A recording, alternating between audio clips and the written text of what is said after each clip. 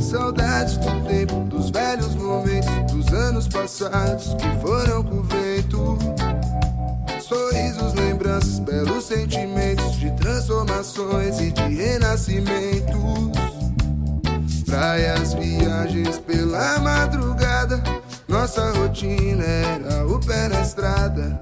Sempre feliz e sem pensar em nada. Paisagem mais bela é o sorriso da amada. Contava as estrelas, manto prateado, sentia o calor de um abraço apertado. Fazia minha boca tocar o seu lábio, lua iluminava com Bob no rádio. Nas manhãs nubladas, bom humor imperava. A vida era um jogo, sem cartas marcadas. A noite no fogo, um bom som que rolava. Por entre a fumaça, diversas risadas. Como os seus ouvidos pudessem respirar. O som invadia o corpo como se fosse o ar. O som tomava forma, sensação de bem-estar. Momentos de magia, muitas formas para amar. Marcas de batom na borda de um copo plástico. Peito, euforia, abraços e sofás.